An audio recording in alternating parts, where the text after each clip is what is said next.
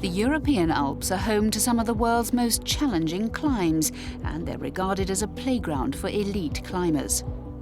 One man who spends a lot of his time here is 26-year-old Fabian Buhl. The German was a talented boulderer before making the switch to alpine climbing a few years ago. No one in my family climbs, but they took me skiing and hiking, and I think that awoke my love for the mountains. Born and raised in Oberstaufen in the southern Bavarian Alps, Fabian took up alpinism at the age of 20 after breaking both his ankles whilst bouldering. Through hard work, he quickly garnered the attention of the climbing elite, in particular legendary German climber Alexander Huber. Despite an age gap of 22 years, the duo began working together, tackling some of Europe's most difficult climbs.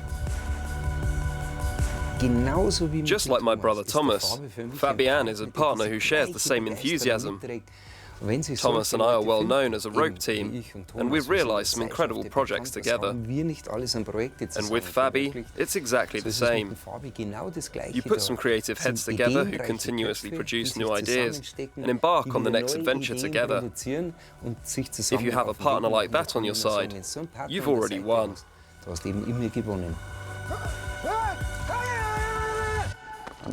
You can't ignore Alex Huber. If you want to climb serious multi-pitch routes, he's one of the best. When I started climbing, I attended his presentations and was deeply impressed by his achievements. Fabian approached Huber once again in 2016 when he wanted to attempt the Wetterbockwand, a challenging grade 8C climb that's at the upper limit of what's humanly possible. The route had remained untouched since Huber unlocked it 2 years prior. During my winter training, I couldn't stop thinking about Alex Huber's new route at the Wetterbockwand. So I decided that I wanted to give it a try in my preferred style, ground-up solo. Alex thought that it wasn't possible in the winter, but for me, that was the greatest motivation.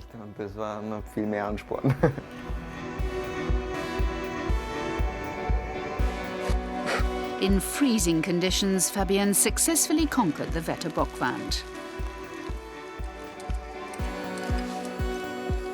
He joined an elite group of alpinists who've conquered grade 8C climbs during the winter months.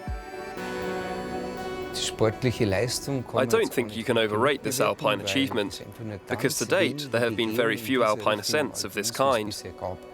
Of course, it's hard to compare achievements. Bouldering, for example, is totally different from climbing an 8,000-metre mountain. This was also a very special way to pursue alpinism. It was a first of its kind, climbing solo in extreme conditions in winter. And to be honest, there hasn't been anything more extreme. So it was world-class. Over the next few months, Fabian added to his alpine resume by completing a series of technical climbs across Europe, which included a new route he created on the infamous Sonnenwendwand wall in Austria. He named that 8C climb Ganesha. Ganesha is the Hindu obstacle remover and god of new beginnings. I thought it was a suitable name for the route.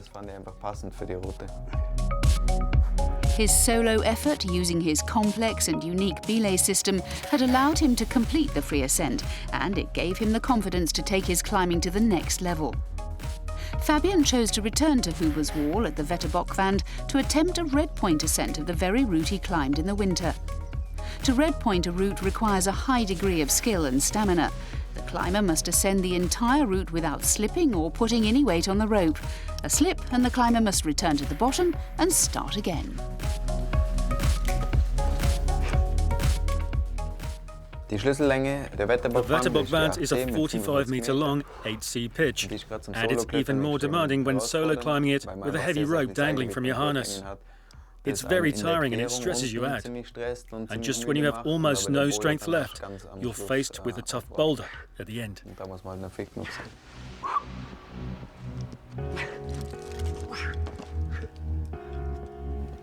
A fall on the last crux meant that Fabian had to start all over again.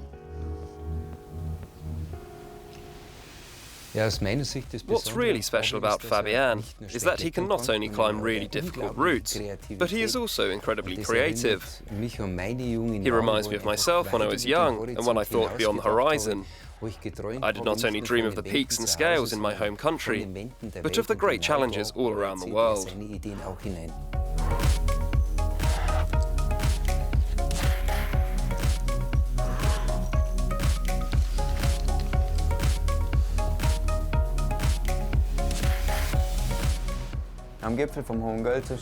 Standing on the summit of Hohe Geel after solo redpointing the Wetterbock was something special.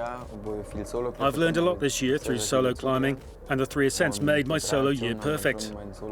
In the future, I hope to transfer solo climbing to even higher mountains.